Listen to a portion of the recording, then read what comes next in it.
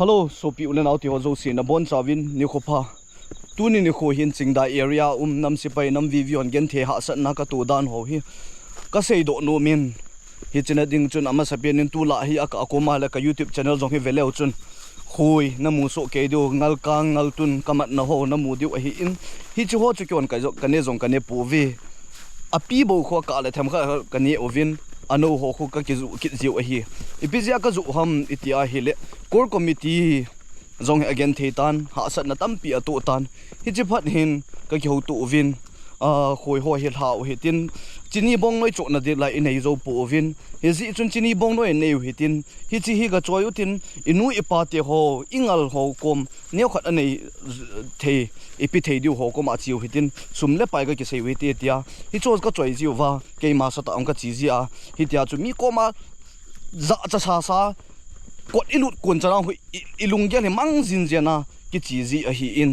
hi chan ge a chu nam pi ngai lut na zala na ke tong a hi in tu ai ka vet na he le alhang gal do to e ki lo ta awin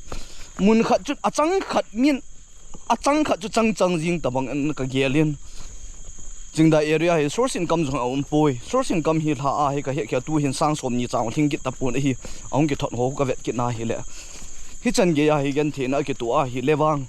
phat le ni khong chal chalin tin igamu wang hi hitia ikilung khat tai panila lo wa hi lawang izat in peng utin izat in hang sanutin izat in gamle nam ka ngai lu eti utin izat in galma sanga nung chon pu winge kiti jong le ikilung khat lo wa ikipum khat lo wa hi lawang hi jo zo si chu pan na be hi ding a hi in he zi chun malam zo a hin ha thon ki tho taw hi te pan la khom taw hi te thani la thum thali lang ka ve ka je tiang wala ka pot do pha zanga ham khat bo ki mu hi chi jong chu i chi do pha le kam po pi zo dingal sai bo la pa na bhara ki chai ki ji hi ta in hi chan ge chun gen the ha san na ki to in a hi he ji chun ma ban zo a hin tu din mon hin lampi jong hi a ki sim ki dan lampi sim da ding hin sum le pai jong kor committee ha ke pe in pan la the thin an ala in hi ti hin lampi se sim ovin izi chun nami pin jong hosi bumper jong hilam lam ka hon jong bol the a bol ovin sumle pai hol ovin izi chun nami pin panila lova lam kai ho bo ingan si ova hel iti lol hendu ham lam kai zo si mi moda na igel wa ise sin wai dem wai to sot lo wa hel ane gudana lam kai bo igel jing wai iti le lol hendu ham e ho hi duty kalwalding mi duty zo ega bui pi zi ovin AZ ki bui pi lova mi zi bui pi a dong ma ki bui pi la mi dong ma ga bui pi ti ho dan khat hin i ta ovin yazi chun nam pi gal do hi ve nam pi gal hi i lol hin na diu wa pan ha la wa ki tho khom ngai jin a hi yazi chun ka sei ba bang in sumle pai din mun a ki ha sa ji chun thal choi hin khu a ki man to hi ma hi le ki choi ji a mi ko ma ga ki taw hi i chanam khan mi ilung hi isulung neu ovin mi ko ma ka taw thal choi khat ka hi na wa ka taw wa sumle pai ka thaw ngai ma hi wilang khen khat vv hen lang nam si pela sumna movie ha a jong na movie hapta mu jong he kholsa tyo hen hapta chang ka mo ha chang ka mu lo hi hi chan gi nam pi na ka ngai lut na zala ka to hin adang ho cha ha e ka ti poi hin la ka sei nom pi ba a asa samun ho jong aka akum le gel dom ve dom hi te ti chu a hi in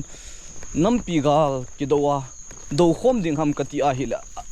alhang gal zo an hi kha hi kalai zo ana in social media dunga ai hang sanovin I peng le lewin hin la inam gamging a ho a satna hoi tampi in I thim pi ta povin I hung lu phatwin ipiji alung monga ka ham ipiji ani la cha khol the ham ipiji ke gampa ma ka uma ka nu ka pa ka dal ha lung monga ka dal ha the ham khat hitia igial lo wa hi lawang lol hin nan ezui lo du hi ezi chun ka sei khat nom khat chu ki ngai lu hiti ki khutu hiti khat ki cham dilin gu hiti ikin na nawin ikina na wa hele hoila lol hin na ikila du ham lol hin na ki ti chu ikipum khat tinga hele lol hin na ding iki ngai lut wa ki pum khat wa hele ding a hi in tu din mun nan hilai ho jong he veleu chun a ki su na lampi a hi in hi chan chun ka ha kap nom pun a ji cha boi the din mun ma hi in mabana hin phate chan ki tho khom taw hite nam mi pi hin iseyovin soi kai la kai lo zo iti ovin a kai lo ho zo ito sot gi povin he thi movin la him da thal choi lam panga ka sei ovin a kai ho zo i oi mo kit ovin a kai lo ho zo ito sot thim di kit pong a hin ka sei nom chu koi ma cha khen tum nei po hiti nam mi pi in nam se pe nam vi viol akipum khat sa ding chu nam mi pi a hi in i sei dan ho i ngai dan ho achum chuma i gela amo a kho mana a phat lo mana i thiwa achum khat i pan pi tum i nei wa a hi lawa bol khil hi do hi khen tum nei po hiti khat le khat ki ngai lut tu sa ding chu nam mi pi hovin ama hona a pha ve tia i ngai lut tum wa amo e kho ve ta i vet da tum kit wa hele khat le khat ko mai ga sei kaw le lewa hele nam ki tu mo na the hung the a hi ti chu a hi in ye chun nam mi pi rong hi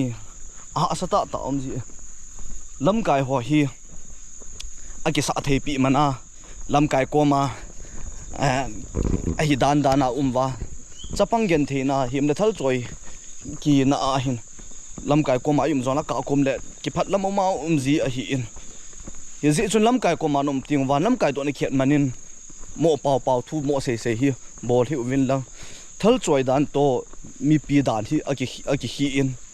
thali choi sunga hi ilunggel ke chol lo a hi inung ima izit eve igal mi khadham kun khadham i aki choi pa ji achu hi changi achu gen the na lunggel gen the no ma hi in izit ma ban zo in pate chan nam pi na tong khom taw hi te ki lung khat taw te ki pum khat taw hi te ki tu mo na the sei po hi te ki ngai lu hi te nam pin zalen na imu na diu ven wang phat na wat na lai jin hi lam kai ho jong imo oi mo ji ino gang chal wa men wa ji imu gang chal du ti na hi po in thil chu ki mu gang chal tu ni chan gen zalen kal san ho veleu chon koi ma chan num ta mu gang chala po na hi e ho te hi khat ve asat la sagang chala mu gang chal di dan iki ngai tu ovin hi chu hi lo ding a hi in lung pi keng uti lung ning hi tin thu hat nu hi tin thu hat nin gala zo ve ti in Christian cha te khat iketi ovin ta san cha te khat iketi ovin i chon ho i khandan ho hi pathian dei lo lam zo ngan hi in ikidem to ike sei sit to wa ki pum khat lo wa gala ki chai tai gala thip tai iti wa re hoi la i tu msi mu du ham gal thip tai ti wen a kho poi gala ki chai tai ti wen a kho poi ama wang khunung ting le na tu na chan gen theina hen thu di khu na mit ovin na lung gelovin gel ti mo vin lang ve ovin gen theina hung sang ding hi ezi chun malama jong ki tho khom jingutin pan la khom jinguti gen theini khu nan te ki pa ni khu jong om me gen theini khu om banga ke pa ni khu om hi thasit ni khu om banga nui ni khu jong tho hi iza kai ki lep to dil la hi in tua igen theina hi khunung ting le nup sa na diu zo hi sautin tua igen theina hi khunung ting le ika na diu wang hi sa ta po hi te gala doding in phate chan ki go hitin nampin malama to gon tampi akine anezin hi choi lon hen sa de nammi pi ama sapin ka sei nomin nammi pi to nam sipai nam vivi ikilung khat vai ki ngai lu tu ngai jin hi khat le khat ki phau sa tu kinna ki bau thal choi hi mana mi ham noi si I thal choi hi imi pi